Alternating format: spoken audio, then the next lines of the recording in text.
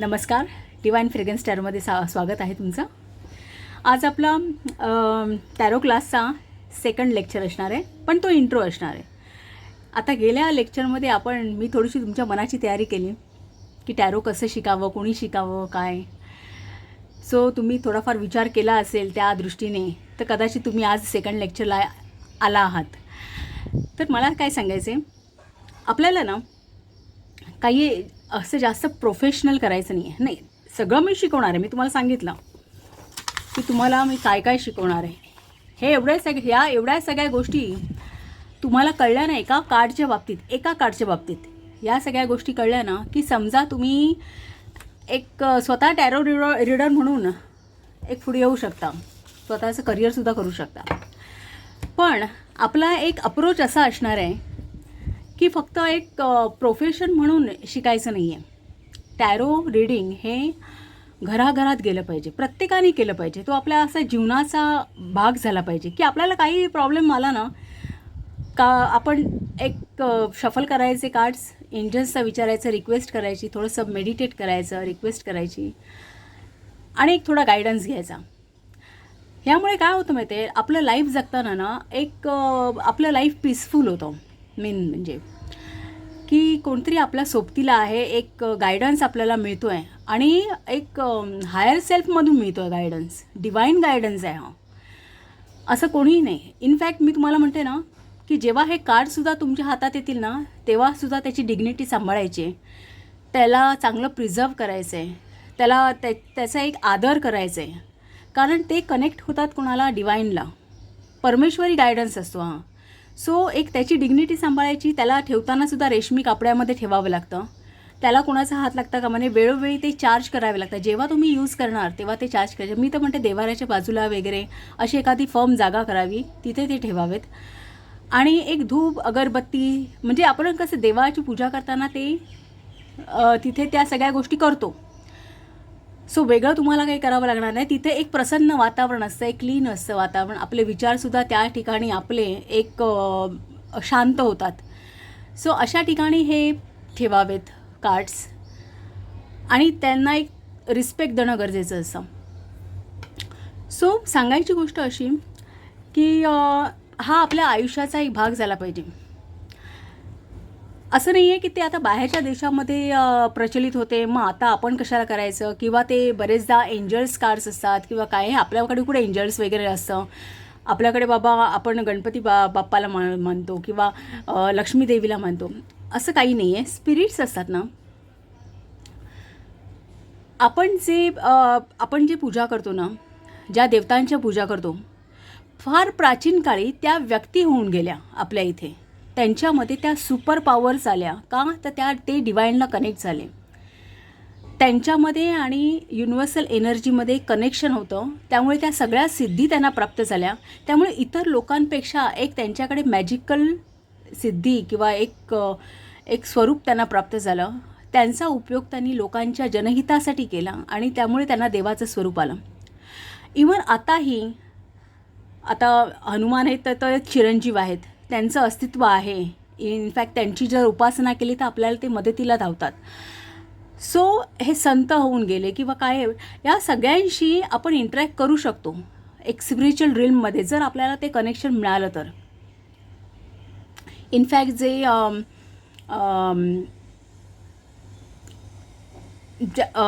ज्यांना अशी डिव्हिनिटीशी कनेक्शन मिळालेलं आहे किंवा ज्यांचं एक योगामध्ये ध्यानधारणा, योग यांच्यामध्ये ज्याचा अभ्यास आहे, त्यांना ते बरेचदा कनेक्शन मिळालेलं असं. आणि त्यांनी त्या मोठ्या एक संत महात्म्यांशी तसा संवाद साधलेलासुद्धा आहे. ते स्पिरिटच्या माध्यमातून, एक लाईटच्या माध्यमातून आपल्या इथे त्यांचं अस्तित्व आहे. म्हणून आपण म्हणतो ना की देव सर्वत्र आहे. म्हणजे काय की सर्वत्र एक ऊर्जा आहे, जी प्राणशक्ती आहे, ती आपल्या सर्वांमध्ये असते. म्हणजे एक युनिव्हर्सल कॉन्शियसनेस आहे. जसं एखादा मोठा सुपर कॉम्प्युटर असतो, तो सगळ्या कॉम्प्युटर्सना कनेक्टेड असतो, असं इंटरनेटचं जाळं असतं. त्याप्रमाणे एक युनिव्हर्सल कॉन्शियसनेस आहे, एक युनिव्हर्सल ती शक्ती आहे, प्राणशक्ती आहे, प्राण ऊर्जा आहे. आणि ती प्रत्येक चराचरामध्ये आहे. म्हणजे झाडा झुडपात, दगडात प्रत्येकांमध्ये, प्रत्येक प्राण्यामध्ये, पक्ष्यांमध्ये, माणसांमध्ये तीच ऊर्जा आहे, ती कनेक्ट. त्यामुळे आपण एकमेकांशी कनेक्टेड आहोत. दोन व्यक्ती त्या ॲक्च्युली दोन व्यक्ती वेगवेगळ्या नाही आहेत, फक्त त्यांचं बाह्य स्वरूप, बाह्य शरीर वेगळं आहे. जे शरीर सोल धारण करतं ते शरीर वेगळं असतं.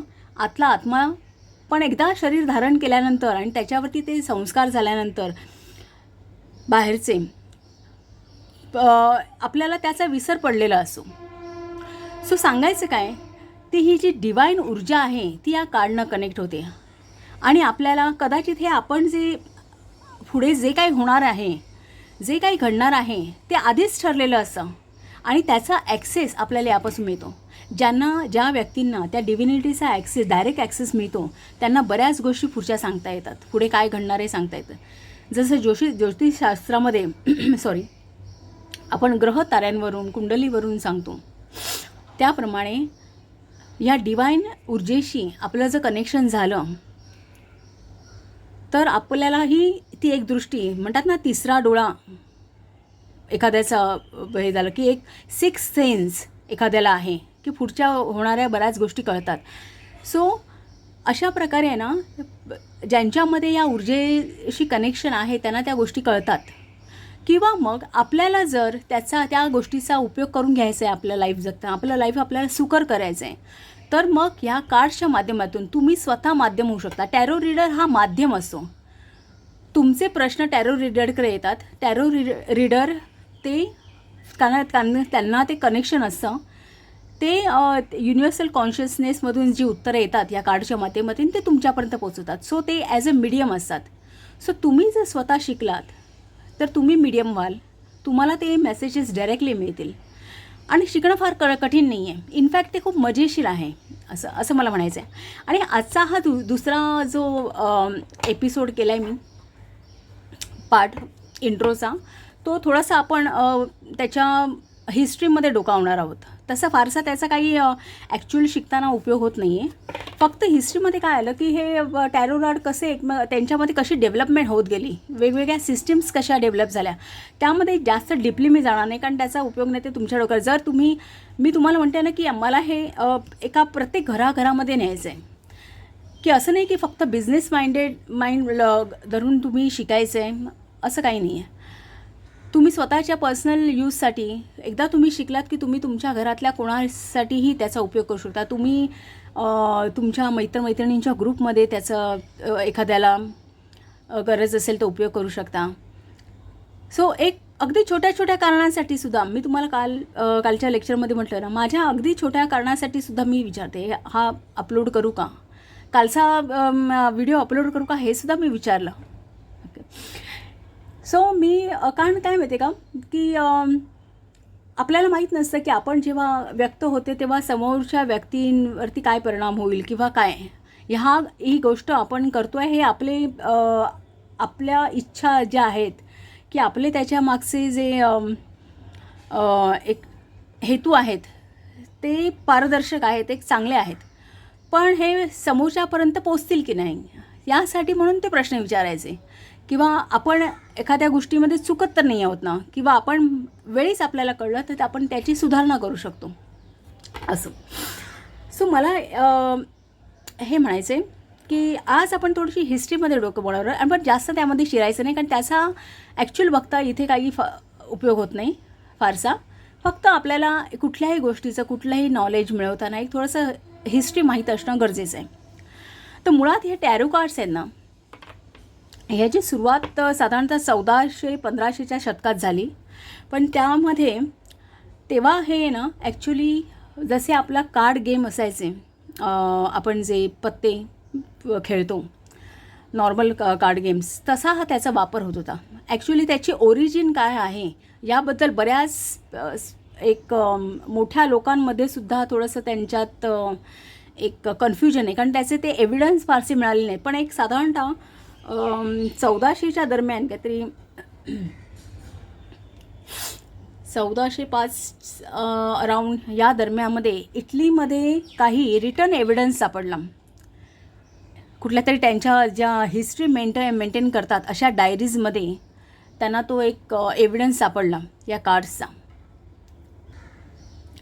साधारणतः 1440च्या दरम्यान असं त्यांना, आणि परत त्यांना काही असे अपूर्ण डेक्स एक 1400 पुढच्या एक साधारणतः 10 वर्षांत 1451च्या दरम्यान त्यांना काही डेक्स जे पूर्वीचे मेंटेन केलेले पण काही त्यातली पानं गहाळ झाली होती, असे जवळजवळ डझनभरपेक्षा जास्त डेक्स त्यांना इटलीमध्ये सापडले. आणि तो त्यांचा कॉन्क्रीट एव्हिडन्स होता की इटलीपासून या गोष्टीची सुरुवात झाली. कारण काही चायनीज लोकांनी सुद्धा याच्यावरती क्लेम केलेला की हे गेम्स पूर्वी त्यांच्या इथे खेळले जायचे एक 1400 शतकाच्या अगोदर किंवा, त्यामुळे एक खूप त्यावरती वाद आहे की नक्की याची सुरुवात कुठे झाली. पण जनरली एशियन इजिप्तमध्ये या कार्ड गेमची सुरुवात झाली. सुरुवातीला आहे ना, कुठली गोष्ट म्हणताना की सुरुवातीला एक जी सोसायटीमध्ये जे हायर लेवलमध्ये असतात किंवा एक राजा राणी किंवा एक रिच पीपल्स,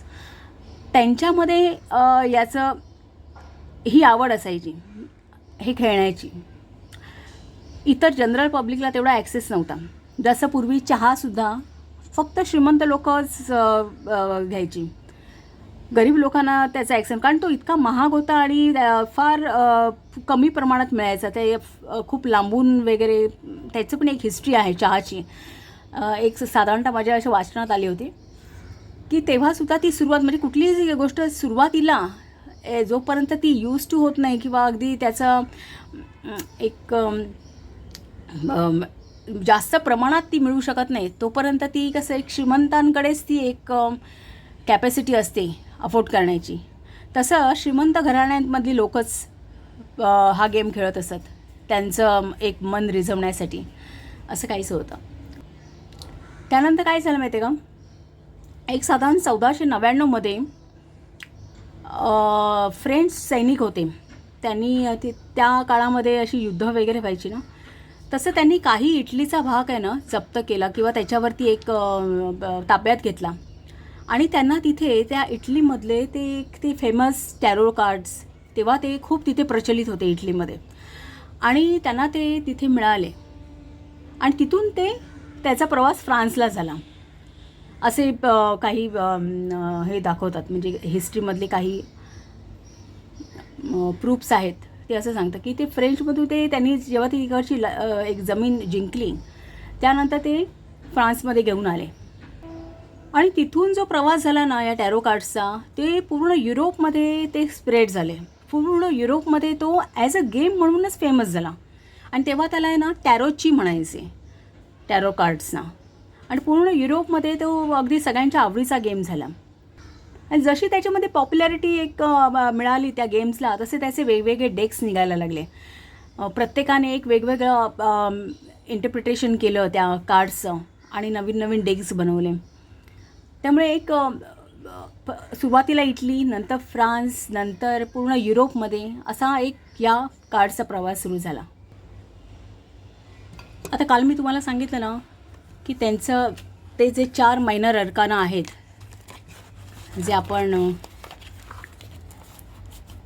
लाईक हे कप्स, जिथे कप्स दिसतात ते कप्स, जिथे हे पेंटॅकल्स आहेत ते पेंटॅकल्सची कार्ड्स, जिथे हे वॉन्ड्स आहेत अशा लाकडी हे काठ्या ते वॉन्ड्स, आणि जिथे ह्या तलवारी आहेत ते एक मिनिट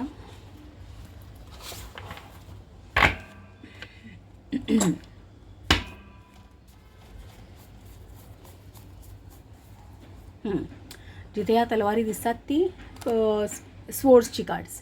असे 4 सूट्स आहेत यामध्ये. या सूट्सची नावं देखील हिस्ट्रीमध्ये वेगळी होती. तेव्हा त्याला समथिंग काय ते club, spades, heart, diamond. Heart हे ह्याच्यासाठी म्हणायचे, कपसाठी हार्ट होतं, पेंटॅकलसाठी डायमंड. सो अशी नावं होती. इनफॅक्ट हे जे मेजर अर्कानामध्ये ही सुरुवातीची कार्ड्स आहेत ना, हाय प्रेस्टेज किंवा द हायरोफेंट, यांची नावसुद्धा वेगळी होती. यांना पोप म्हणायचे पूर्वी. सो त्यावेळी काही कार्ड्सचे अरेंजमेंट वेगळे होती. काही कार्ड पुढे होती, मागे होती. याला एक पर्टिक्युलर, आता हे कसं फर्स्ट कार्ड आपण फुल मानतो आणि त्याला 0 नंबर आहे. हे 0 सोडून ही बाकीचे 21 कार्ड्स आहेत. सो याची पोझिशनसुद्धा त्यावेळी वेगळी होती. म्हणजे सगळ्यात शेवटी होती पोझिशन. काही कार्ड्स जसं हे जजमेंटचं कार्ड आणि जस्टिस या कार्ड्सची सुद्धा पोझिशन वेगळी होते त्यावेळी. सो एक बराच फरक झाला. एक जसं कालांतराने त्यामध्ये ॲडव्हान्समेंट झाले ना, तसं त्या कार्ड डेकमध्ये खूप बदल झाले कालांतराने. आता हा जो रायडर वेट टॅरो डेक आहे ना, ॲक्च्युली ह्याची सुरुवात 1909 झाली. पण ह्याच्या अगोदर सर्वात पहिल्यांदा एक द टॅरोट ऑफ मार्सिलिस म्हणून आहे, तो जास्त प्रचलित होता. आणि एक 1909 एई वेट आणि पामेला कोलमन स्मिथ, या पामेला कोलमन स्मिथ आहे ना, त्यांनी ही सगळी कार्ड्स डिझाईन केले आहेत, त्यांनी हे पेंट केलेले आहेत. आणि हे जे आहेत एई वेट हे सायकिक होते, त्यांचा खूप अभ्यास होता त्यामध्ये. त्यांनी ठरवलं की हे डेव्हिएशनसाठी वापरता येईल म्हणून त्यांनी बरेचसे चेंजेस केले. त्यांचं एक स्वतःचं इंटरप्रिटेशन आहे हे. आणि मग ते सर्वांनी उचलून धरलं, सर्वांना ते आवडलं. सो एक 1909 याची सुरुवात झाली. याच्या अगोदर एक साधारणतः 1736 वगैरेच्या दरम्यान टॅरोट ऑफ मार्सेलिस हे जास्त फेमस होतं. ती सिस्टीम पहिल्यांदा आली, ही नंतर आली असं. आणि तुम्ही म्हणाल ना, तर ते जे एक कार्ड गेमची सुरुवात एक डेव्हिएशनसाठी म्हणायचं झालं, एक फ्युचर टेलिंगसाठी, तर ती 1736पासून जेव्हा मी म्हटलं ना तुम्हाला टॅरोट ऑफ मार्सेलिस आलं, तेव्हापासून एक सुरुवात झाली की त्याचा एक डेव्हिएशनसाठी म्हणजे एक फ्युचर सांगण्यासाठी त्याचा उपयोग व्हायला लागला. त्या अगोदर फक्त हे कार्ड्स गेमिंगसाठी वापरले जायचे. तसं बघितलं तर बऱ्याच प्रकारच्या डेक्स, प्रकारच्या सिस्टीम्स टॅरोटमध्ये आहे. पण एक जास्त प्रचलित आहे ना, आता तुम्ही म्हटलं ना का जर टॅरोटची बुक्स घेऊन वाचण्याचा प्रयत्न केला ना, तरीसुद्धा जी बुक्स आहेत ना, त्या सुरुवातीला तुम्हाला असं दिसेल की त्यामधलं जे एक्सप्लेनेशन वगैरे आहे ना, ते सगळं ह्या डेकवरती हा बेसिक त्यांनी डेक धरून त्यानंतर त्याच्यावरती सगळी बुक्स बनवलेली आहेत. सो म्हणजे मी तरी रिफर केलेली बरीचशी म्हणजे एवढी फेमस बुक्स आहेत ती सगळी रिफर केली ना, तर त्यामध्ये बेस म्हणून हा रायडर वेटचाच डेक धरला गेला आहे. पण एक आहे की एकदा का तुम्ही या सगळ्या कार्ड्सचे तुम्हाला अर्थ कळले, या मॅजिशियनचा काय अर्थ आहे, जर एखादी व्यक्ती हाच डेक यूज करणार असेल तर नो प्रॉब्लेम. पण ओव्हरऑल या मॅजिशियनचा काय अर्थ आहे, मॅजिशियनच्या कार्डचा काय अर्थ आहे, हा नुसता तुम्हाला कळला ना, समोर कार्ड असो वा नसो, तुम्हाला सांगता आलं ना, तुम्ही कुठलाही डेक वापरू शकता. इनफॅक्ट आता हा पॉकेट टॅरोट आहे, यामधली जी इमॅजिनरी आहे ना, ती संपूर्ण वेगळी आहे. यामध्ये पक्ष्यांचा वगैरे वापर आहे किंवा काय, हे बघा, हां इथे 3 ऑफ कप्स म्हणजे 3 कप्स दिसतात तुम्हाला. पण बाकी काही जे आहेत ना, जसा हा द हँगमॅन आहे, ओरिजिनल डेकमध्ये वेगळं चित्र आहे.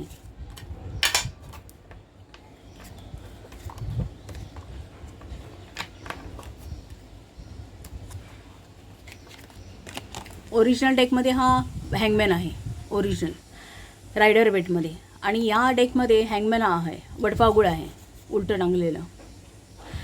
पण जर आपल्याला माहीत आहे की या हँगमॅनचा या कार्डचा अर्थ काय, या कार्डचे सगळे अर्थ जर तुम्हाला माहीत असतील ना, तुम्हाला हा कुठलाही डेक वापरा तुम्ही, त्याने काही फरक पडत नाही असं आहे. त्यामुळे मी तरी शिकवताना माझ्याकडचे जेवढे 6 डेक आहेत ना, त्या सगळ्या कार्डशी तुम्हाला ओळख करून देणार आहे की या डेकमध्ये म्हणजे कधीही तुम्हाला जर चॉईस करायचा झाला किंवा यापैकी एखादा वापरायचा झाला, कारण हे मोस्टली हे डेक्स असे आहेत की ते बरेच पब्लिक वापरतात, बरेच सेल आहे त्यांचा. सो मला असं वाटतं की यामध्ये एक आणि एक स्पेशालिटी आहे. मी म्हटलं ना, ओशो झेनमध्ये तो ॲज अ तुम्ही टॅरोट रीडिंग प्लस ओरॅकल असा वापरता येण्यासारखं आहे. ह्याला थोडा मॉडर्न लुक आहे थोडंसं, म्हणजे यातले सगळे कॅरेक्टर आहेत ते आपल्या आताच्या जीवनाशी रिलेटेड आहेत. त्यामध्ये असे हे राजा राणी वगैरे असला प्रकार काही नाही आहे. ते अगदी त्यामध्ये सगळी तुम्हाला माणसंच दिसतील त्या चित्रांमध्ये. एव्हरीडे विश तर हा तर खूपच छान आहे, म्हणजे एनी टाईम. इनफॅक्ट मला तर याचं मोठं वर्शन घेऊन वापरायला आताही आवडेल. आणि हे जे आहेत ना, ह्या डेकमध्ये प्रत्येक कार्डला एक स्टोरी आहे, त्यामुळे तो इंटरेस्टिंग होतो. म्हणजे त्या कार्डचा अर्थ, त्यामध्ये जे हँगमॅनचं कार्ड, त्या हँगमॅनचा अर्थ वेगळा, प्लस त्या स्टोरीच्या मागचा जो एक अर्थ आहे, त्या स्टोरीतून जो मिळणारा आहे तो तुम्ही या कार्डला जोडू शकता. त्यामुळे तो एक छान आहे कार्ड्स.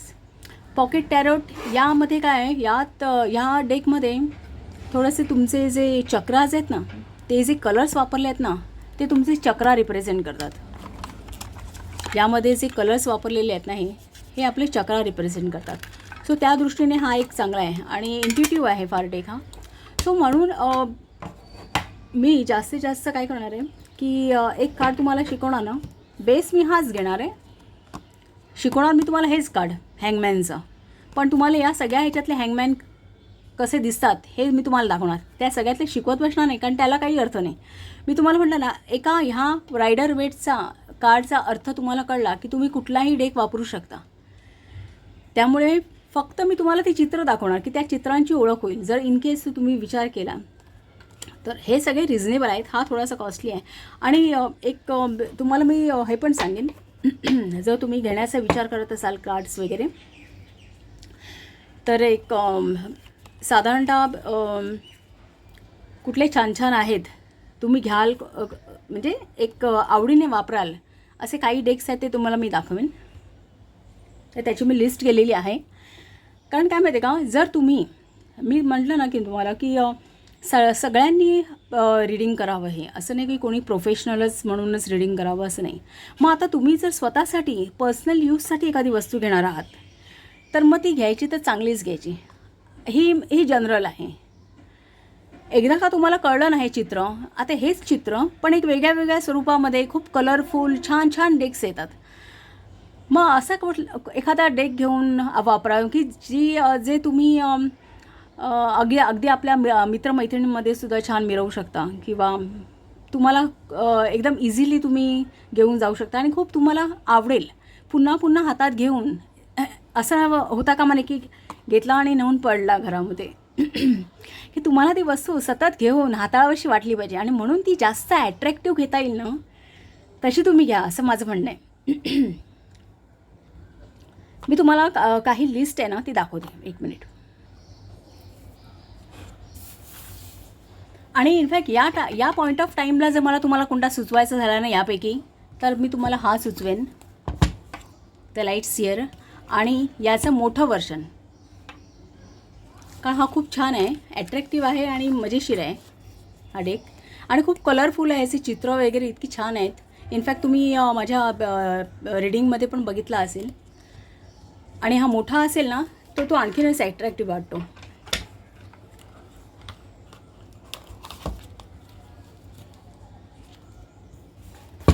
आपण ती लिस्ट पाहूया, तुम्हाला ऑप्शन्स मिळतील. लगेच घेण्याची पण काही घाई करू नका. आधी तुम्ही हे थोडेसे लेक्चर होऊन जाऊ द्यात. एक साधारणतः एक कल्पना येऊ दे तुम्हाला की कसं आहे, कसं मी एक्सप्लेन करते आणि तुम्हाला ते कितपत समजतं आहे किंवा काही. जर काही डाऊट असेल तर तुम्ही व्ह्यूजमध्ये लिहा, तसं काही प्रश्न नाही आहे. पण आणि दुसरी गोष्ट म्हणजे एवढ्या लिस्टची भीती नको. कारण काय माहिती आहे का, ही प्रत्येक गोष्ट प्रत्येक कार्डला लागू होतेच असं नाही. म्हणजे जसं बघा, आता तुम्ही समजा आता ही कुंडलीची 12 स्थानं आहेत. या 12 स्थानांचा माझा एक पॉईंट इथे आहे की प्रत्येक कुंडलीच्या घरात कुठलं कार्ड बसतं हे मी तुम्हाला सांगणार आहे. पण इथे फक्त मेजर अर्कानाच कार्ड्स याचा आपण कन्सिडर करतो. मेजर अर्काना कार्ड जी सुरुवातीची 22 कार्ड आहेत ना, तीच यामध्ये आपण विचार करतो. दुसरं म्हणजे मी तुम्हाला बरेचदा तुम्ही माझ्या याच्यामध्ये रीडिंगमध्ये मी तुम्हाला डिकॅन्सचा वापर केलेला दिसते की ह्या ठिकाणी एक सन इन कॅप्रिकॉनची एनर्जी आहे किंवा ज्युपिटर इन लिब्राची एनर्जी आहे असं मी म्हणताना दिसते. तर ते जे आहेत ना डेकन्स, ते मायनर अर्काना जे उरलेले कार्ड्स आहेत ना, मेजर अर्काना सोडून बाकीचे जे 4 सूट आहेत ना त्यांना लागू आहेत. त्यातल्या काही कार्ड्सना लागू आहेत. सो ते मी शिकवणार. त्यामुळे असं नाही आहे की ते. दुसरं म्हणजे काही गोष्टी आहेत तुम्ही आता स्वतःच्या पर्सनल यूजसाठी शिकताय, तर तुम्हाला त्या कार्डशी रिलेटेड चक्र किंवा क्रिस्टल किंवा झोडिएक साईन गरजेचं असेलच, लक्षात ठेवण्याची गरज असेलच असं नाही.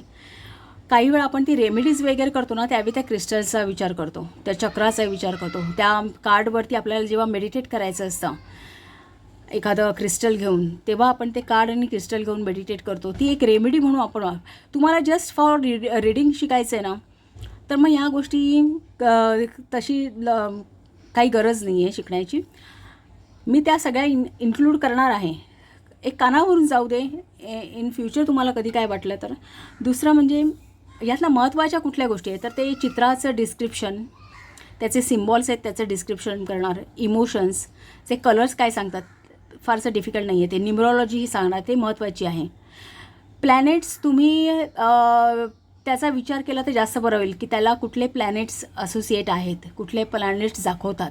कारण काय माहिती, समजा आता तुम्ही एखादं रीडिंग स्वतःसाठी करायचं म्हटलं आणि तुम्ही असं छोटंसं पेपरवरती एक कुंडली ड्रॉ केली आणि एक एक कार्ड काढून त्या हे केलं, म्हणजे एक मेडिटेट करायचं, एंजल्सना सांगायचं की माझा आजचा दिवस कसा जाईल, म्हणजे माझ्या आजचा दिवस या प्रत्येक घरासाठी कसा जाईल, आज माझी मी स्वतः कशी असेल, माझं धनस्थान काय असेल, लाभस्थान काय असेल, माझ्या घरातली सुखशांती कशी असेल, माझ्या मुलाबद्दल काय असेल, किंवा या 3 दिवसाचं किंवा या 5 दिवसाचं किंवा 7 दिवसाचं तुम्हाला जर करायचं झालं तर एक तुम्हाला साधारणतः कल्पना हवी की ते प्रत्येक कार्ड कुठलं, आणि ते खूप मजेशीर आहे. हे करणं ना, हे खूप मजेशीर आहे. त्यामुळे ते शिकावं असं मी तर तुम्हाला सांगेन. कुठले ग्रह त्याला दाखवतात आणि ते तुमच्या लगेच लक्षात राहतील, त्यामुळे काय प्रश्न येत नाही. दुसरं महत्त्वाची गोष्ट काय आहे, आता हिब्रू अल्फाबेट वगैरे हे तुम्ही अवॉइड केलं तरी काही हरकत नाही. पोझिशन इन ॲस्ट्रॉलॉजिकल चार्ट ही फक्त मेजर अर्काना याच कार्ड्सना लागू होते, तीसुद्धा तुम्हाला लगेच कळून जाईल. इनफॅक्ट तुम्ही काही माझे जर विकली रीडिंगचे व्हिडिओज बघितले ना, तर तुम्हाला तेव्हा ते बघूनच पाठ होईल की चतुर्थ स्थानावरचं कार्ड कोणतं आहे. त्या मी प्रत्येक वेळी ते जास्तीत जास्त एक्सप्लेन करत असते डीपली.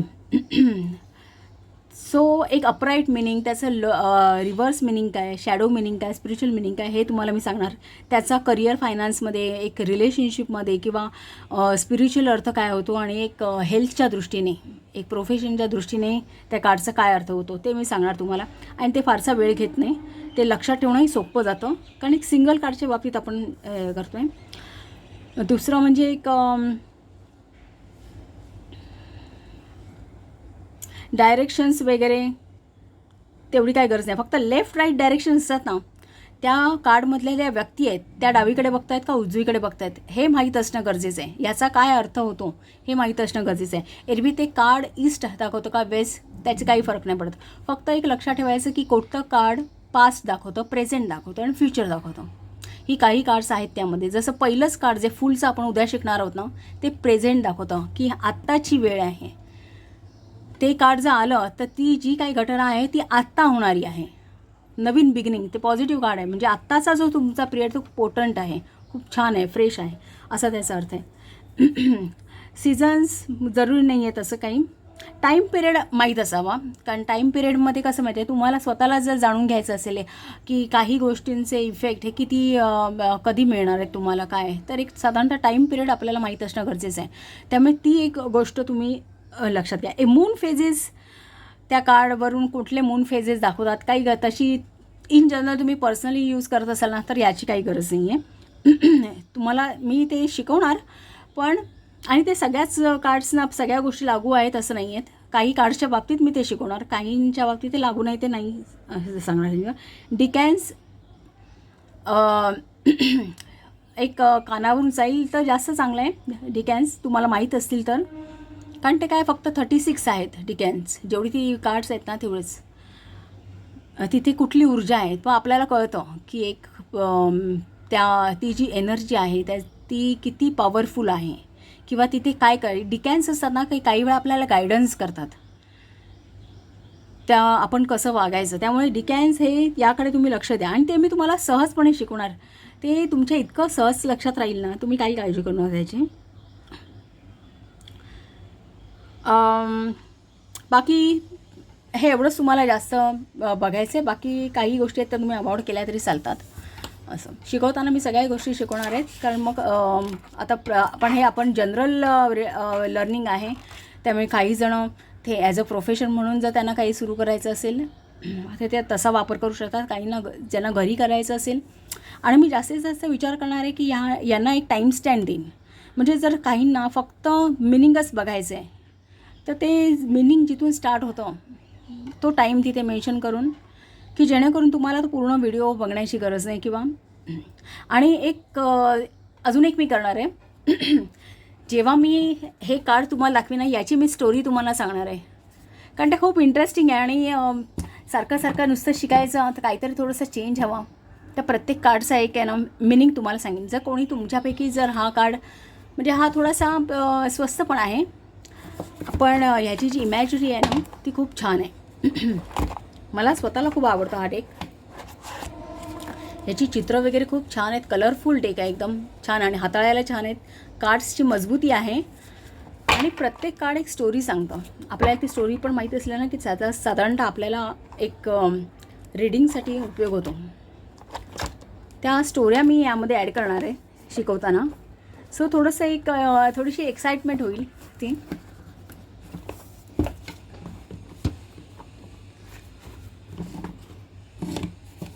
आता मी तुम्हाला ना काही टॅरो कार्ड्सची एक लिस्ट दाखवते, मी डाउनलोड केले आहेत, की जर तुम्हाला स्वतःला परचेस करायचं असेल, म्हणजे एखादा छान परचेस केला आहे तुम्ही, आणि मी आता तुम्हाला फुलचं कार्ड शिकवते, आणि मग तुम्ही तुमच्या डेकमधलं फुलचं कार्ड त्यावेळी बघू शकता किंवा एक कम्पेअर करू शकता, किंवा ते तुमच्या मनात त्यावेळी ठसेल की हे फुलचं कार्ड आहे आणि याचं रीडिंग हे आहे, याचा अर्थ हा होतो. दुसरं म्हणजे काय, आता हे नवीन डेक येतात ना, थोडंफार डेक याप्रमाणेच असतात, पण काही एक थोडी इमॅजिनरी वेगळी असते, काही ॲडिशन्स असतात, काही सिम्बॉल्स असतात, ते एक्स्ट्रा दिलेले आहेत तिथे, त्यांचा उपयोगसुद्धा होतो आपल्याला रीडिंगच्या वेळी. असं मी आता तुम्हाला ते व्हिडिओ दाखवते एक. होप्स की तुम्हाला सगळं व्यवस्थित दिसतंय. हा एक मिस्टिकल टॅरो डेक आहे. आता ह्या सगळे चित्र आहेत ना मी ॲमेझॉनवरून बघितले, कारण बरेचसे टॅरो डेक हे ॲमेझॉनवरतीच मिळतात, फ्लिपकार्टला मिळत नाही जास्त. सो हा एक मिस्टिकल टॅरो डेक आहे, जरा कॉस्ट जास्त आहे त्याची. म्हणजे जे जास्त ॲट्रॅक्टिव्ह आहेत ना ते मी तुम्हाला सांगते. हा एक आहे रॅफेलाइट टॅरोट, प्री रॅफेलाइट टॅरोट म्हणून. तुम्हाला झूम करून दाखवते, एक मिनिट. याची इमॅजिनरी खूप छान आहे, एक 1748पर्यंत समथिंग. हा एक आहे छान वॉन्डरर्स टॅरोट म्हणून. त्याचे चित्र, म्हणजे ही चित्र आहेत ना ही रायडर वेटसारखीच आहेत, पण तुम्हाला ती वेगळ्या स्वरूपात दिसतील. छान आहेत, कलरफुल आहेत, आणि बॉर्डर नाही आहे आणि त्याला, त्यामुळे ते मोठा व्ह्यू दिसतो त्याचा. ह्याची प्राईस पण आहे इथे, प्राईस ही आहे. सो एक तुम्हाला आयडिया मिळावी म्हणून मी काही, म्हणजे हे ॲक्च्युली मलासुद्धा आवडलेले आहेत. म्हणजे मी कधी विचार केला ना तर मी माझ्या त्या ह्याच्यातल्या फेवरेट लिस्टमध्ये, विश लिस्टमधले आहेत हे. हा एक आहे, हा टीनमध्ये आहे, स्मॉल साईज असेल, लाईक याप्रमाणे स्मॉल साईज असणार आहे, आणि ही प्राईज आहे. पण हा अट्रॅक्टिव्ह आहे, सेम रायडर वेटसारखा आहे, पण याला बॉर्डर नाही आहे, त्यामुळे तो मोठी दिसतात. जरी कार्ड्स लहान असले ना तरी ती मोठी दिसेल, कारण त्याला बॉर्डर नाही आहे. आणि हा आपण जो आता वापरतोय ना, सॉरी,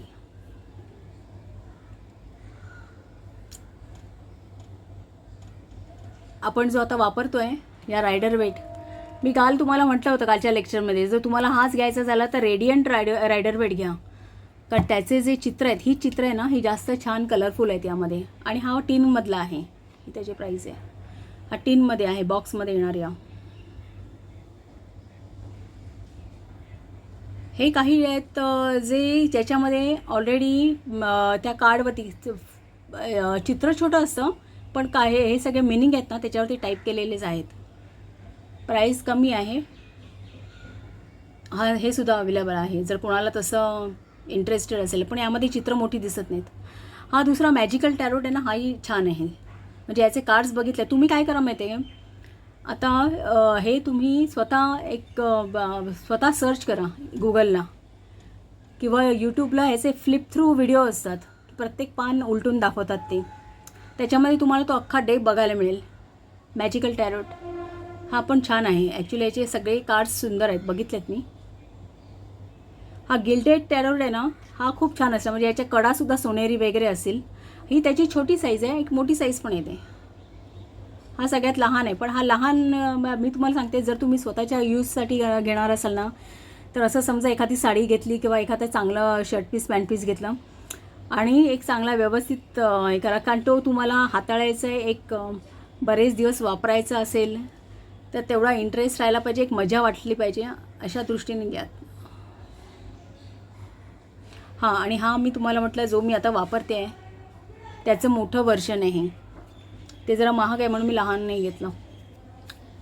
आहे ना, ह्याचंच मोठं आहे. हा एक दुसरा टीनमधला आहे, युनिव्हर्सल वेट. तो पण याप्रमाणेच असणार, त्याची चित्रसुद्धा याप्रमाणेच असतील. तो टीनमध्ये आहे. म्हणजे जर कोणाला छोटाच प्रिफर करायचा असेल टीनमधला, कॅरी करता यावा ऑफिसमध्ये किंवा काय, तर ते अशा प्रकारचं हे करू शकतात. आणि हा एक गोल्डन व्हील म्हणून आहे. ह्याची पण इमॅजिनरी खूप छान आहे. ह्याचे कार्ड्स आहे ना, खूप छान दिसतात.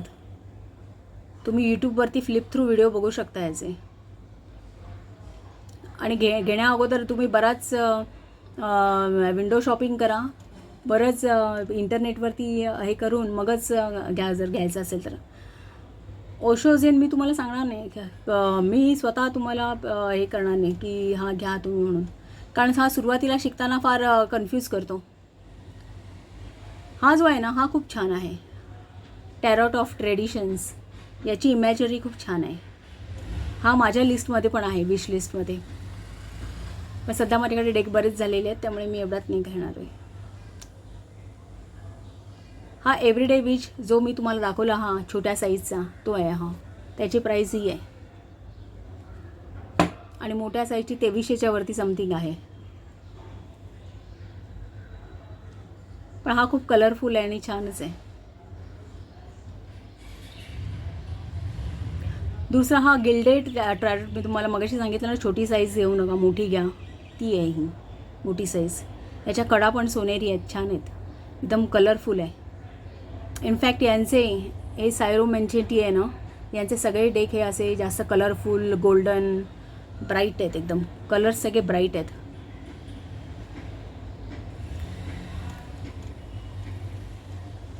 हा मी जो तुम्हाला दाखवला तो हा आहे.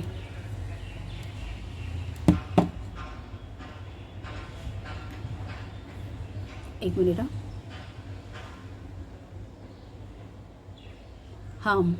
हा जो तुम्हाला म्हटलं, प्रत्येक कार्डमध्ये एक स्टोरी आहे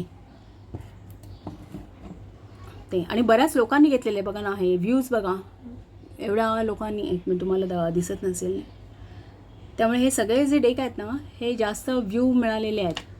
ह्याची प्राईस म्हणजे बऱ्यापैकी आहे, कम्फर्टमध्ये. हा लाईट सेअर हा जो आहे, हा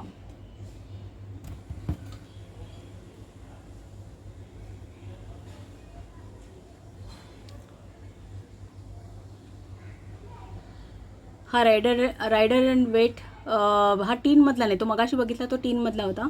हा बॉक्समधला असेल. टीनमधले त्याची जरा प्राईस जास्त आहे, कारण ते टीनची कॉस्ट त्याला ॲड होते. बॉक्समधला आहे तो कमीमध्ये आहे. पण सेम तुम्हाला रिपीट करायचं असेल तर रेडियंटच करा. हा व्हील ऑफ फॉर्च्यून हा जो आहे ना टॅरोट डेक, याच्यामध्ये त्यांनी सगळे सीझन, डेट्स, इलेमेंट्स, म्हणजे तत्त्व सगळी, जल, वायू, अग्नी, हे सगळे तत्त्वसुद्धा त्या प्रत्येक पानावरती लिहिलेली आहेत, अर्थ लिहिलेले आहेत. असा आहे हा डेक. जर कोणाला तसा हवा असेल तर तुम्ही तसे घेऊ शकता. हा एक सिम्प्लिफाईड टॅरोट म्हणून आहे, 799ला. त्याच्यामध्ये ह्या कार्ड्सवरती सगळे इथे मिनिंग्स लिहिलेले आहेत. एक मी तुम्हाला जरा झूम करून दाखवते. खाली वर सगळे मिनिंग साईडला पूर्ण लिहिलेलं आहे. चित्र लहान होतात त्यामुळे. पण तो एक आहे ऑप्शन, जर कोणाला मिनिंग पार्ट करण्याच्या लफड्यात पडायचं नसेल तर. पण कुठेही तुम्हाला सगळीकडे इंग्लिशच असणार आहे, कुठेही मराठी किंवा हिंदी नाही आहे. हां, कारण हे सगळं बाहेरचं सिस्टीम आहे, त्यामुळे इंग्लिशमध्येच सगळे कार्ड्स तुम्हाला बरेचसे इंग्लिशमध्येच दिसतील. सो हे मी कार्ड्स काही तुम्हाला हे सांगेन, रिकमेंड करेन की यापैकी तुम्ही काहीतरी हे घ्या जर घ्यायचं झालं तर. आणि जे काही तुम्ही परचेस कराल ना ते चांगल्या क्वालिटीचं करा. कारण ॲज अ टॅरो रीडर म्हणून 4 डेक घरात आणले ते ओके, पण तुम्ही स्वतः घेणार तर स्वतःच्या पर्सनल यूजसाठी काही 4 परचेस नाही करणार. तर मग एकच करायचं तर तो छानपैकी करा, असं माझं म्हणणं आहे.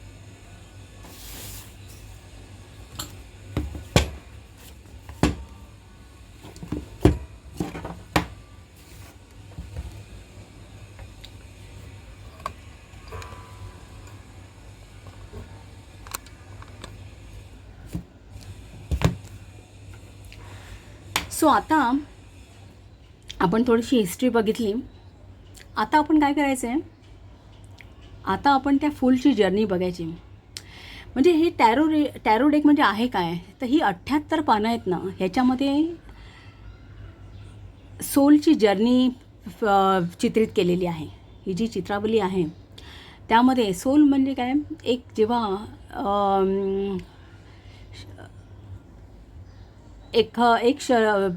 सोल जेव्हा शरीर धारण करतो, एक मृत्यू होतो, सोल बाहेर निघतो, दुसरं शरीर धारण करतो. ते जे दुसरं शरीर धारण करतो तेव्हापासून ती त्याची जी जर्नी चालू होते ती कशी, म्हणजे सोल म्हणजे काय, हे आपण प्रत्येकामध्ये सोल आहे, आपलं प्राण आहे, पण त्याची जर्नी आहे ही. म्हणजे ही प्रत्येक माणसाची जर्नी आहे. इनफॅक्ट हे सगळे कार्ड शिकल्यानंतर तुम्हाला स्वतःला एक चिंतन करायचं की आपण आता कुठल्या स्टेजवरती आहोत या जर्नीच्या. सो ही जी जर्नी आहे ना, एक प्रकारे ही माणसाची जर्नी आहे, सोलची जर्नी आहे. तर ती कशी होते, तर ती आता आपण साधारणतः एक फास्ट ट्रॅकमध्ये बघायची. म्हणजे सगळे कार्ड्स आपण फास्ट ट्रॅकमध्ये बघायचे, नंतर आपण इन डिटेलमध्ये शिकायचे. इनफॅक्ट सगळे कार्ड्स मीन्स फक्त आपण मेजर अर्काना बघायचे. कारण मेजर अर्काना ही जी कार्ड्स आहेत ना, हे आपल्या आयुष्यातल्या मोठ्या मोठ्या घटना दाखवतात. ही जनरली त्याच्यामधून पास होते, कशी पास होते. आणि हे जे आहे ना, ही बाकीची जी कार्ड्स आहेत ना, मायनर अर्काना, ही सगळे आपले डे टू डे लाईफ दाखवतात. आपल्या आयुष्यातल्या छोट्या छोट्या रोज घडणाऱ्या घटना या मायनर अर्कानामध्ये चित्रित केलेल्या आहेत. 4 सूटमध्ये, प्रत्येक सूटमध्ये 14 पान आहेत, 10 नंबरची पानं आहेत, 4 कोडची पानं आहेत, असे 14 पानांचे 4 सूट. सो 56 पानं ही मायनर अर्कान आहेत आणि ही 22 पानं ही मेजर अर्कान आहेत. सो सोलची जर्नी ना या मेजर अर्कानामधून होते, ती आपण आता बघायची आहे. एक मिनिट जरा मी कार्ड्स लावून घेते व्यवस्थित. ही फुलची जर्नी ना एक प्रकारे आपल्या जीवनातल्या स्टेजेस असतात. हे तुम्हाला मी कसं ते सांगते. फर्स्ट ऑफ ऑल, ही जी टॅरोची ही जी मेजर अर्काना कार्ड्स आहेत ना, 22 कार्ड्स, त्यातली ही जी पहिली 7 कार्ड्स आहेत, म्हणजे फुल धरून टोटल 8 होतात, पण हे 7 नंबरचं कार्ड आहे ना चॅरियटपर्यंत, ती कार्ड्स ती आपण पहिल्यांदा बघू. सो फर्स्ट हे फुल कार्ड आहे, नंतर हे मॅजिशियनचं कार्ड आहे, तिसरं हाय प्रिस्टेस, म्हणजे या कार्डला नंबर 2 आहे, हे आपण 0 मानायचं. हे फर्स्ट कार्ड मॅजिशियन, हे सेकंड कार्ड हाय प्रिस्टेस, हे तिसरं थर्ड कार्ड जे आहे ते एम्प्रेस आहे, हे एम्परर,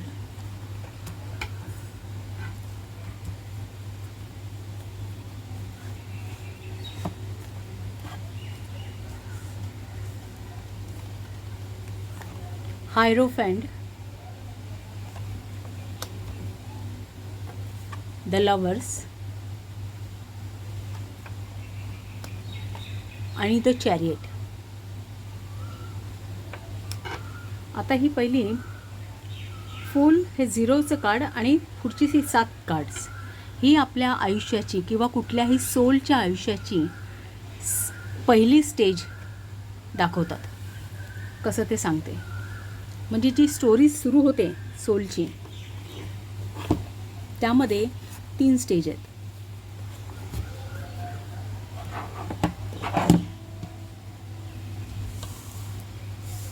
तर कार्ड दिसत असेल व्यवस्थित.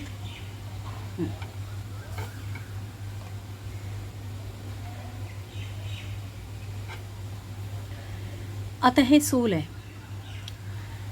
जेव्हा एखादं बाळ जन्माला येतं, एक सोल नवीन शरीर धारण करतं, एक आत्मा नवीन शरीर धारण करतो, तेव्हा त्याच्यासोबत काय असतं, तर त्याच्यासोबत त्याची जेवढी शरीरं त्यांनी आधी धारण केली असतात, जेवढे जन्म त्यांनी पहिले घेतलेले असतात, त्याच्या ज्या मेमरीज असतात त्याचं गाठोडं असतं त्याच्यासोबत.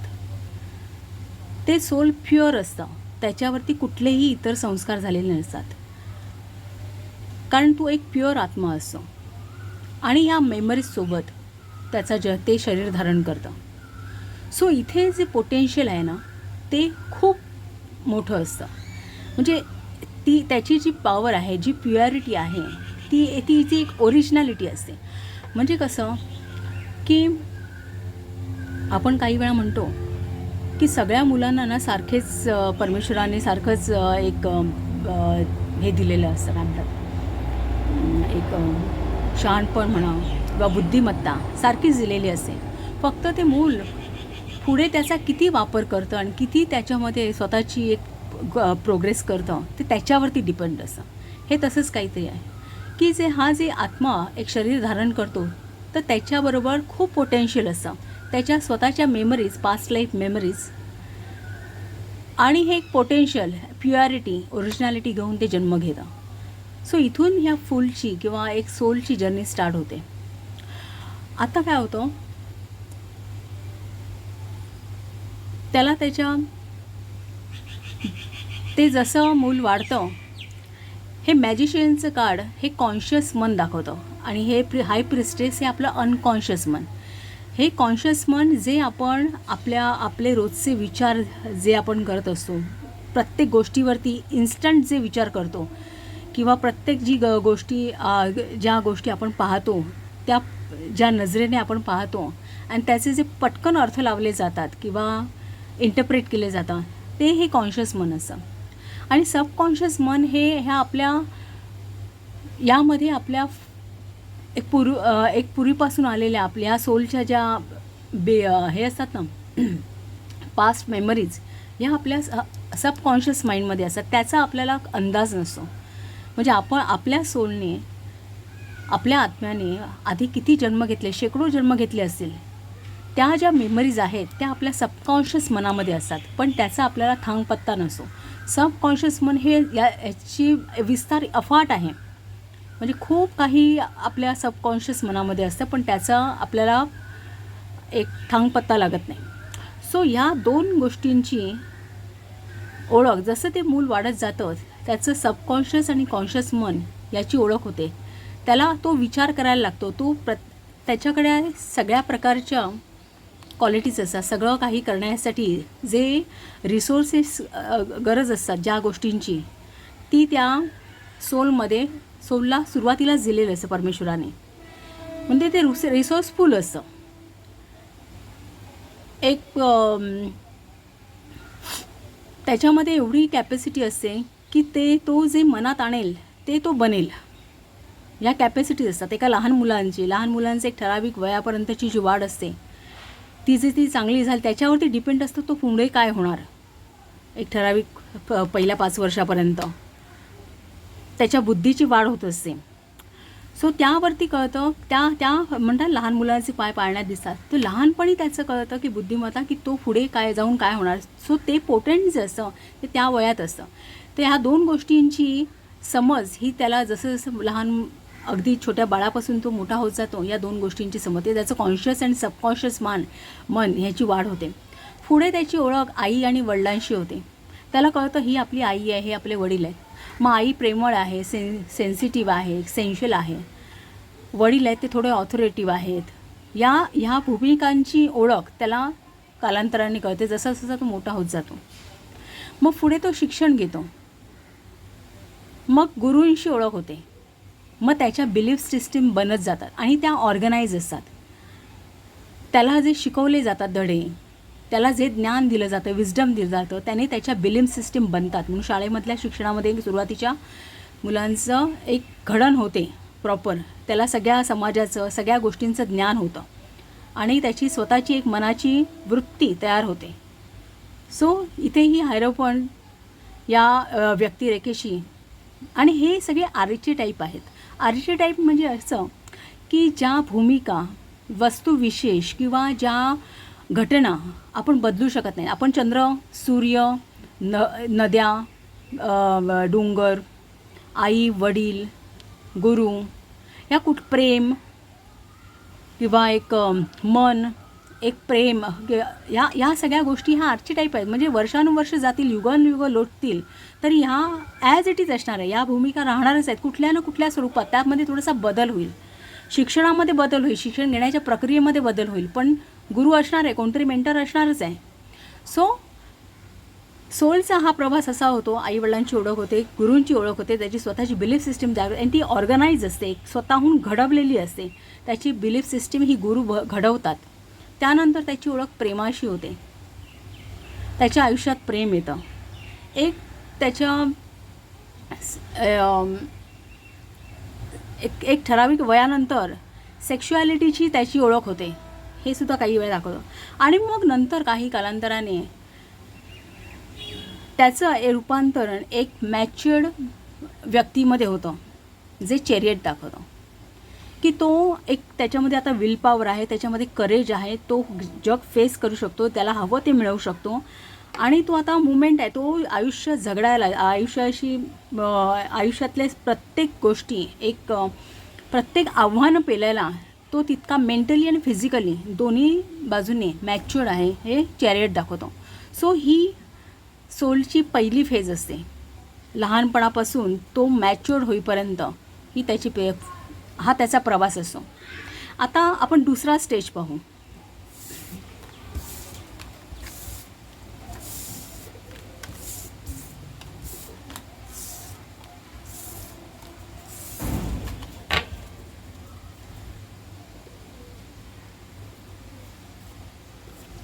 आता ही पुढची आहेत ना, हे 8वं स्ट्रेनचं कार्ड आहे, हर्मिट, व्हील ऑफ फॉर्च्यून. एक मिनिट थांबून दाखवते. हे स्ट्रेंथ आहे, हे हर्मिटचं कार्ड आहे.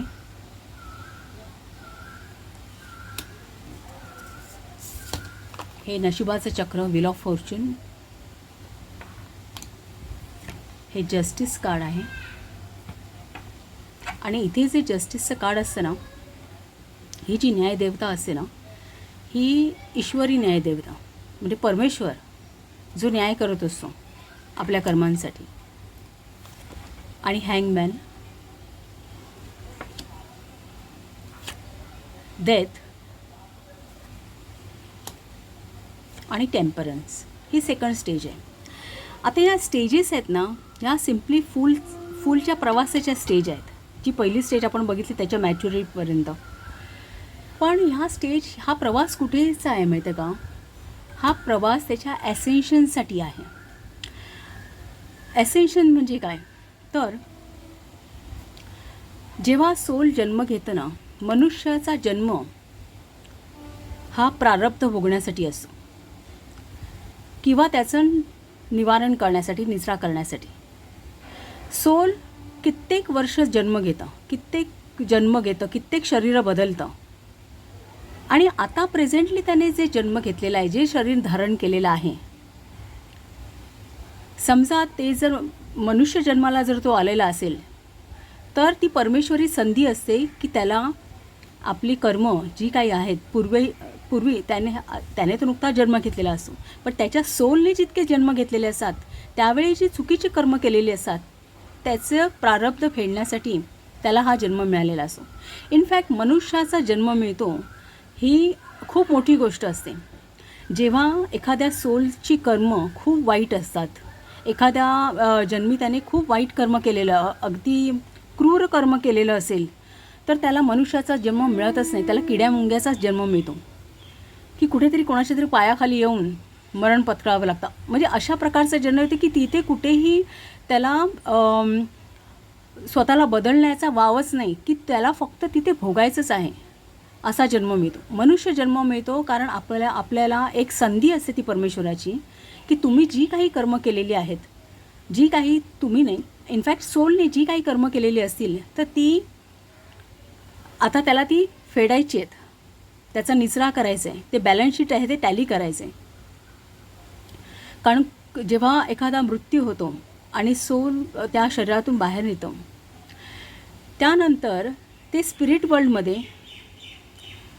त्याची जी काही कर्म आहेत, पूर्वकर्म आणि आता त्याने केले, मृत्यूपूर्वी जो जन्म असेल त्या जन्मात त्याने काय कर्म केले, मग त्याने त्याला जे करण्यासाठी जन्म दिला होता ते त्याने केलं आहे का, या सगळ्याचा एक हिशोब मांडला जातो.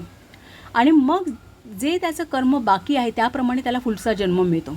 हे फॅक्ट आहे. सो हा जो जन्म मिळालेला असतो सोलला, मनुष्य जन्म, कारण एक मनुष्याला इतर प्राण्यांपेक्षा एक स्वतःला बदलण्याची, स्वतःमध्ये स्वतःला एक येणाऱ्या बदलांमध्ये स्वतःला ॲडजस्ट करायची एक ॲडॅप्टिबिलिटी असते आणि चेंज आणण्याची स्वतःला किंवा जे काही त्याला करायचं आहे तो ती बुद्धिमत्ता असते, ती क्रिएटिव्हिटी मनुष्यामध्ये असते जी इतर प्राण्यांमध्ये नसते. सो ते करू शकतो, म्हणून मनुष्याचा जन्म मिळतो आपल्याला. सो इथे हा जो सोलचा प्रवास आहे, हा जो फुलचा प्रवास आहे, तो त्याला ह्या ज्या त्याच्या पास्ट लाईफ मेमरीज आहेत ना, ही त्याला कर्म करायची आहेत, हे प्रारब्ध त्याला फेडायचं आहे. आणि म्हणून हे एवढंच गाठोडं तो घेऊन जन्माला आला आहे आणि त्याचा इथून प्रवास सुरू झाला आहे. पण या प्रवासामध्ये सुरुवातीला त्याला या गोष्टीची कल्पना नसते, या सबकॉन्शियस माइंडची, जे मी तुला मगाशी सांगितलं ना, कॉन्शियस आणि सबकॉन्शियस माइंड. कॉन्शियस माइंडमध्ये त्याला कळतं आपल्या पॉवर्सची एक ओळख होते, की आपण काय करू शकतो काही नाही, ह्या गोष्टींची त्याला नंतर कळते, आपल्या कॅपॅसिटीज त्याला कळून येतात तो मॅच्युअर होईपर्यंत. पण सबकॉन्शियस माइंडमधल्या या मेमरीज त्याला माहीत नसतात. सो हे एसेन्शियल म्हणजे काय, की त्याने हा जन्म घेऊन ते जे काही प्रारब्ध आहे ते फेडायचं आहे. सो तू अगोदरच्या ज्या आपल्या कार्ड्समध्ये आपण बघितलं ना, की तो आता इथे द चॅरियटमध्ये तो आता एक मॅच्युअर्ड पर्सन झालेला आहे. त्याच्यामध्ये एक युथफुलनेस आहे, एक अग्रेसिव्हपणा आहे आणि एक डिसिजन मेकिंग पॉवर त्याला मिळालेलं आहे. कारण तो आता सगळ्या बाजूने परिपूर्ण आहे, फिजिकली आणि मेंटली सगळ्या बाजूने परिपूर्ण आहे. तो आपल्या आयुष्यातले लाईफ जे काही डिसिजन्स आहे तो घेऊ शकतो, आव्हानं पेलू शकतो. सो त्यामध्ये ते लाईफ जगताना आता तो मॅच्युअर झाल्यानंतर जेव्हा तो ॲक्च्युअल लाईफ फेस करतो तेव्हा त्याला बऱ्याच गोष्टींना सामोरं जावं लागतं. त्याला कारण आपलं कोणाचंच लाईफ हे सरळ मार्गी नसतं, आपल्याला खूप चॅलेंजेस फेस करावे लागतात. तसं त्यालाही सोललाही फेस करावं लागतं. तो एक ॲज अ रिप्रेझेंटेटिव्ह आहे, तोच आपल्या सर्वांचा. सोल एक रिप्रेझेंटेटिव्ह आहे. जसं आपल्या सर्वांनाच मनुष्य जन्म घेतल्यानंतर एक ठराविक हे जबाबदाऱ्या पडतात आपल्यावरती मॅच्युअर झाल्यानंतर. घराच्या असतात, एक सोशल जबाबदाऱ्या असतात आणि त्यातून आपल्याला पास व्हावं लागतं. या सगळ्यासाठी एक स्ट्रेंथ लागतं त्याला. त्या कठीण परिस्थितीतून जाण्यासाठी तो आपलं स्ट्रेंथ वापरतो, आपली बुद्धिमत्ता वापरतो, डिप्लोमसी वापरतो आणि त्यातून मार्ग काढतो. परिस्थिती कधीकधी अशी होते त्याच्या आयुष्यामध्ये की त्याला थोडंसं एक अलिप्तपणाने स्वतःच्या काही आयुष्यामध्ये चॅलेंजेस असे असतात की त्याला हरमित व्हावं लागतं. हरमित इन द सेन्स त्याला थोडंसं इतरांपेक्षा अलिप्त होऊन एक एक ज्ञान मिळवावं लागतं, एक विजडम मिळवावं लागतं, एक स्वतःच्या अंतर्मनामध्ये त्याला झाकून बघावं लागतं. एक इंट्रोस्पेक्शन म्हणतात त्याला, की आपण आपल्या कॅपॅसिटीज काय आहेत. त्याला प्रश्न पडायला लागतात की आपण एवढं स्ट्रगल करतो आहे आपल्याच बाबतीत हे काय आहे. कारण त्याला ॲक्च्युली त्याचं रिझन काय असतं की त्याला जे कर्म आहेत ती फेडण्यासाठी आहेत जन्म झालेला असतो. पण ते लाईफ त्याला चॅलेंजेस देत राहतं. लाईफ त्याला त्याच्यासमोर ते कॉन्सिक्वेन्सेस आणत राहतं की तुला यामध्ये डिसिजन्स प्रॉपर घ्यायचे आहेत. गेल्या त्या सोलच्या समोर असे कॉन्सिक्वेन्सेस येतात की जिथे त्याने पास्ट लाईफमध्ये चुकीचे निर्णय घेतलेले असतात त्या सिच्युएशन त्याच्या पास्ट लाईफमधल्या त्या सिच्युएशन या लाईफमध्ये त्याच्या समोर येतात आणि त्यामध्ये त्याला डिसिजन्स घ्यायचे असतात की जेणेकरून ते प्रारब्ध फिटेल, कर्म फिटेल. काही वेळा त्याला प्रश्न पडतं, हे का असं का होत नाही आपल्या बाबतीत, हे असे त्याला प्रश्न पडायला लागतात. तो थोडंसं इंट्रोस्पेक्शन करतो, तो थोडं अलिप्त होतो, आयसोलेशनमध्ये जातो, स्वतःचं विजडम मिळवण्याचा प्रयत्न करतो, एक स्वतःची इंटरनल एक ताकद मिळवण्याचा प्रयत्न करतो हरमित होऊन. आणि मग नशिबाचं चक्र फिरतं इथे आयुष्यामध्ये. आयुष्याला कलाटणी मिळते काही वेळा. त्या सोलच्या आयुष्यामध्ये असं काही होतं, अशी काही कलाटणी मिळते की एक न्याय होतो की त्याने आतापर्यंत केलेली कर्म, कारण तो आता पूर्ण मॅच्युअर झालेला आहे, त्याने ते एक जग फेस केलेलं आहे, पण त्याला जे करायचं ते त्यांनी केलं आहे का, त्याचा जन्म, त्याला जे शरीर मनुष्याचं मिळालं आहे, जे कर्म करण्यासाठी त्याला हे मिळालं आहे ते त्यांनी केलं आहे का, याचा हिशोब होतो, याचा न्यायदेवाकडे हिशोब होतो.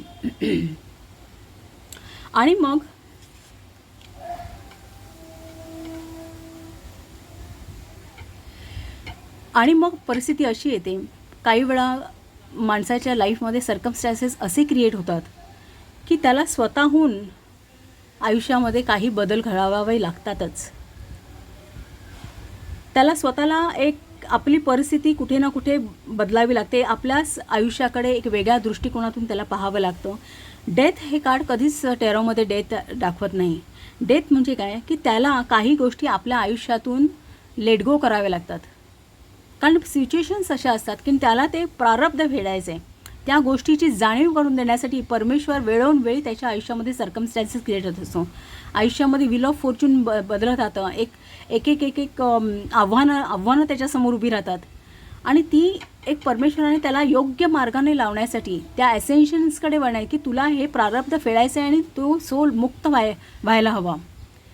जेव्हा हे प्रारब्ध पूर्ण फेडलं जाईल आणि तू त्या जे युनिव्हर्सल कॉन्शियसनेस आहे तिथे तुम्हाला जाऊन मिळायचं आहे, पुन्हा तुम्हाला प्युअर व्हायचं आहे. जी काही आता कर्म झालेली आहेत आता पूर्वीची ती सगळी फेडून, तुम्हाला या जन्मीची सुद्धा कर्म फेडून तुम्हाला तुमची प्युअरिटी पुन्हा आणायची आहे आणि त्या युनिव्हर्सल कॉन्शियसनेसमध्ये जाऊन मिळायचे. ते जाऊन मिळणं यालाच ॲसेन्शन म्हणतात. आणि हा जन्म जो असतो ना फुलचा, हा ॲसेन्शनसाठी असतो. आणि हा जो प्रवास आहे ना, या प्रवासाच्या ज्या स्टेजेस आहेत त्या ॲसेन्शन्सच्या स्टेजेस आहेत. सो परिस्थिती अशी येते की त्याला स्वतःला, त्या सोलला स्वतःला एका परिस्थितीमध्ये बांधून घ्यावं लागतं. त्याला काही गोष्टी आपल्या आयुष्यातून सोडाव्याच लागतात, त्याला सरेंडर करावं लागतं परमेश्वराला. काही वेळा मग आपण सरेंडर होतो की आता परिस्थिती माझ्या हातात राहिलेली नाही आहे, आता तूच काय तो न्याय निर्णय करा. हे जे सरेंडर होणं ना, यालाच हँगमॅनचं कार्ड म्हणतात. तो त्याला काही गोष्टी आयुष्यातून हरवावे लागतात की आता इथे बघा, इथे काही माणसं दाखवले तुम्हाला, काही माणसं, काही नाती किंवा काही गोष्टी ह्या त्याला सोडून द्याव्या लागतात. त्याला स्वतःच्या मनाचा समतोल साधावा लागतो. या गोष्टी करूनच तो स्वतःच्या मनाचा समतोल साधू शकतो. सो ही एक सेकंड स्टेज आहे ॲसेन्शनची, या जर्नीची. आता आपण थर्ड स्टेज पाहू. ही तिसरी स्टेज आहे ना, या एका वाईट कार्डपासून स्टार्ट होते, डेव्हिलपासून. डेव्हिल नंतर हे टॉवरचं कार्ड, हे डेव्हिलचं कार्ड,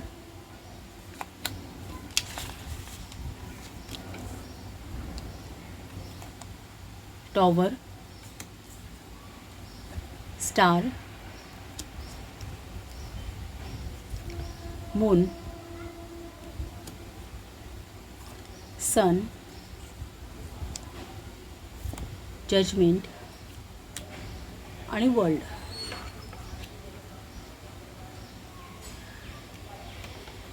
मग आता काय होतं, लास्ट स्टेजमध्ये काय होतं, लास्ट पेज टेम्परन्सचं होतं. म्हणजे हँगमॅन नंतर म्हणजे सोलने एक पर्टिक्युलर स्वतःला बंधनं घातली, एक आपलं इंट्रोस्पेक्शन केलं, एक स्वतःच्या मनाचा ठाव घेतला, आपल्या परिस्थितीचा ठाव घेतला, एक नवीन विजडम आपल्या आयुष्यामध्ये आणलं, काही गोष्टी त्याने सोडून दिल्या आयुष्यामध्ये, काही गोष्टी त्याला सोडाव्या लागल्याच, त्याशिवाय त्याला पुढे जाताच येत नव्हतं. आणि या सगळ्या गोष्टीमधून जेव्हा एक कुठेतरी मनाचा समतोल ढळतो किंवा एक मन दुःखी होतं, तर त्याचं बॅलन्सिंग त्याने केलं. हे असं ही इथपर्यंत आपली सेकंड स्टेज आहे. पण काही वेळा द डेव्हिल दाखवतो की आता त्याचं थोडंसं लाईफ लेवलला आल्यानंतरसुद्धा काही त्याच्या बिलीफ सिस्टीम्स होत्या, ज्या काही एक म्हणतात की जी त्याला ॲसेन्शनकडे म्हणजे मुक्त होण्याकडे अडवत आहेत, अशा काही ज्या बिलीफ सिस्टीम्स आहेत हे डेव्हिल दाखवतं. सो अशा काही बिलीफ सिस्टीम आहेत किंवा त्या एका आतापर्यंत त्याला कळून चुकतं की आपल्याला काय करायचं आहे, आपला मार्ग काय आहे, आपल्या सोलचं पर्पज काय आहे, हे त्याला आतापर्यंत कळून चुकलेलं असतं. आणि तरीसुद्धा काही वेळा काय होतं की ह्या मटेरियल लाईफमध्ये तो आपला मार्ग विसरतो आणि मग चुकीच्या वळणाने जातो. अशा वेळीसुद्धा आणि काही वेळा काही बिलीफ सिस्टीम्स आहेत की ते यांचा पगडा अजूनही त्याच्या मनावरती असतो, ते त्याला पुढे जाऊ देत नाही. मग अशा वेळी त्याच्या आयुष्यामध्ये काहीतरी टॉवर लाईक कंडिशन येते. अशी काही कंडिशन येते की त्याला तो पार कोलबडून जातो एक प्रकारे. त्यामधून तरीसुद्धा एक स्टारचं कार्ड असतं की होप्स त्याला एक पुढे असतात, त्यातूनही पुढे जाण्याच्या. त्यामुळे हे अगदी निगेटिव्ह कार्ड आहे. त्यानंतर एक स्टार्सचं कार्ड आहे की कुठल्याही परिस्थितीतून परमेश्वर एक तरी होप त्याला ठेवतो की जे काही आता आहे ते आता तुझ्या चुकीच्या मार्गाने किंवा तू आता मार्ग बदलला आहेस किंवा तुझा प्रवास हा चुकीच्या दिशेने होतो आहे आणि म्हणून ही कंडिशन आहे. पण तरीसुद्धा तुला होप्स आहेत की यातूनही तू पुढे जाऊन आपल्या जो मार्ग आहे, जो पर्पज आहे, त्याकडे तू मार्गस्थ होऊ शकतोस. म्हणून हे स्टारचं कार्ड येतं. त्यानंतर परत मूनचं कार्ड आहे. म्हणजे इथे एक थोडा रेस्ट आहे. सोल पुन्हा विचार करतो, एक मनाची पुन्हा बांधणी होते त्याच्या. आणि मग हा पुढचे जे 3 कार्ड्स आहेत ना इथे त्यामध्ये एक पूर्ण एक लहान मुलाची प्युअरिटी येते. या सगळ्या गोष्टीचा हा विचार करतो, आतापर्यंत जगलेल्या आयुष्याचा तो एक विचार करतो आणि एक त्यातून ज्या त्या निगेटिव्हिटी असते, जी त्याला ज्या बिलीफ सिस्टीम त्याला ज्या मागे ओढत असतात, त्यांचा सगळ्याचा एक सोक्षमोक्ष जो काय आहे ना तो इथपर्यंत लागतो. आणि मग तो इतका प्युअर होतो जसं एखाद्या लहान बाळासारखं. इतकी प्युरिटी त्याला मिळते. जसं सनसुद्धा प्युरिटी आहे, क्लिअरिटी आहे. सूर्य उगवल्यानंतर सगळ्या गोष्टी क्लिअर होतात, तसं त्याच्या आयुष्यात सगळ्या गोष्टी क्लिअर होतात. त्याला आपला मार्ग कळतो, त्याच्या मनाची प्युअरिटी. कारण ह्या अशा टॉवर लाईक कंडिशन आल्यामुळे तो आरपार बदलून जातो, त्याचं ट्रान्सफॉर्मेशन होतं आणि मग ही प्युअरिटी होते त्याच्यामध्ये. आणि परत आयुष्याचा एक परमेश्वरी एक त्या हस्तक्षेप त्याच्या आयुष्यामध्ये येतो आणि त्याला एक मुक्तता मिळते, ॲसेन्शन होतो, एक पुनर्जन्म झाल्यासारखा तो आपल्या युनिव्हर्सल कॉन्शियसनेसला कनेक्ट होतो. हे असं अशी ही सोलची जर्नी आहे. ॲक्च्युअली ही आपल्या सोलची जर्नी आहे. इनफॅक्ट आपणसुद्धा जीवन जगताना या कुठल्याच गोष्टीचा विचार करत नाही की आपला जन्म कशासाठी आहे. आपलं काहीतरी एक पर्पज असतं. म्हणजे कोणी पास्ट लाईफ रिग्रेशन वगैरे करून पाहत नाही आपण, किंवा लहान बाळांचं केलं जात नाही की एखादं बाळ जन्माला आलं आहे घरामध्ये तर त्याचं पास्ट लाईफ रिग्रेशन करू, का बरं याने जन्म घेतला या घरामध्ये, असं काहीसं होत नाही. काय पण प्रत्येकाचं पर्पज असतं आणि ते इनफॅक्ट कुंडलीवरूनही कळतं. कुंडलीच्या काही स्थानांवरून आपल्याला आपलं लाईफ पर्पज, पंचम स्थानावरून पूर्वजन्म कळू शकतो आपल्याला, नवम स्थानावरून एक आपल्याला ते कळू शकतं. सो ते आपण समजून घेणं आणि त्या दिशेने आपण प्रवास करणं. सो हे जे टॅरो कार्ड्स आहेत ना ते आपल्याला एक आयुष्य मग कसं जगायचं हे शिकवतात, एक लाईफ प्युअर करतात आपलं.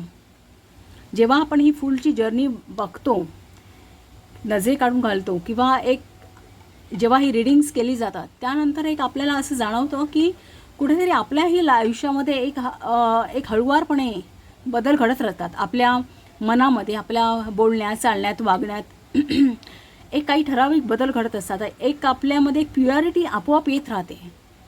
म्हणून माझं म्हणणं आहे की एक प्रत्येकाने थोडं तरी हे आपण शिकलं पाहिजे, आपल्या एक व्यवहारात आणलं पाहिजे. कारण त्यात लॉस काहीच नाही. कुठलंही ज्ञान इतक्या वर्षानुवर्ष 13व्या शतकापासून चालू आलेलं ज्ञान आहे. इतक्या लोकांनी त्यावरती संशोधन केलेलं आहे. हे काही परवाचं नाही आहे की एखादा पण. आणि ते प्रूफ आहे की आपल्याला एक आपल्या पुढच्या काळाचा मागोवा घेता येतो यावरून. कुठेतरी यामध्ये एक डिवाइन पॉवर इन्व्हॉल्व आहे. सो माझ्या दृष्टीनं असं वाटतं की प्रत्येकाने याचं थोडं तरी ज्ञान आपल्याकडे एखादा तरी प्रत्येक घरामध्ये हा टॅरो डेक असावा आणि त्याचा आपण आपल्या रोजच्या व्यवहारामध्ये यूज करून एक आपल्याला एक डेली गायडन्स मिळावा आणि त्या दिशेने आपण आपलं रोजचं लाईफ जगताना त्याला आपल्याला किती युजफुल होईल ते असं वाटतं मला. सो ही फुलची जर्नी होती. ही आपण शॉर्टमध्ये बघितली की आपल्याला सर्वसाधारण कल्पना येईल की ही कार्ड्स काय सांगतात. सो आता आपण डिटेलमध्ये एक एक कार्ड पाहणार.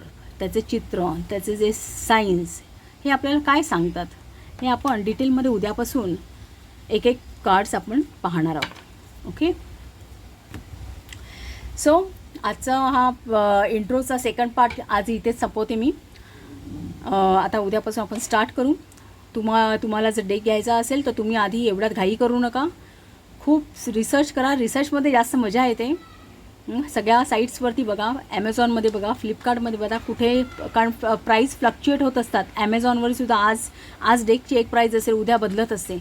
सो प्राईस सगळीकडे फ्लक्च्युएट होत असतात. व्यवस्थित पहा आणि परचेस करताना त्याची साईज लहान आहे का मोठी आहे हे बघा. कारण काही वेळा काय होतं, प्राईस मोठी दिसते, आपल्याला वाटतं प्राईस जास्त आहे तर साईज मोठी असेल कार्डची. मग काही वेळा तसं नसतं. तुम्ही व्यवस्थित डिस्क्रिप्शन बघून मगच कुठली वस्तू, कारण एकदा तुम्ही ऑर्डर केली ना की ती गळ्यात पडते. माझं असं एक झालं आहे. आता हा जो आहे ना, हा डेक मी परचेस केला. हा डेक प्रॉपर मिळाला मला, पण ह्याच्यासोबतचे जे बुकलेट होतं ना ते मला मोठं हवं होतं. त्यासाठी मी एक्स्ट्रा पे केले, पण ॲक्च्युली ती किंमत तशी नव्हती. ती याच डेकची किंमत त्यांनी तशी लावली होती त्या दिवशी. तर मला असं वाटलं प्राईस जास्त आहे तर कदाचित ते बुकलेट मोठं असेल, असं झालं आहे.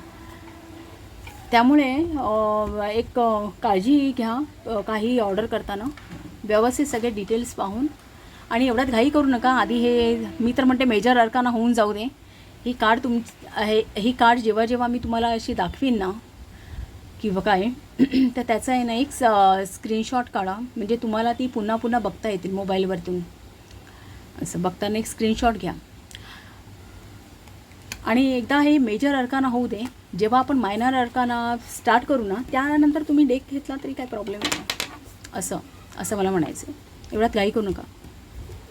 ओके. सो ह्या पार्ट 2 इंट्रोचा मी इथेच एंड करते. आता आपण पुन्हा भेटू पुढच्या लेक्चरला. बाय. थँक्यू.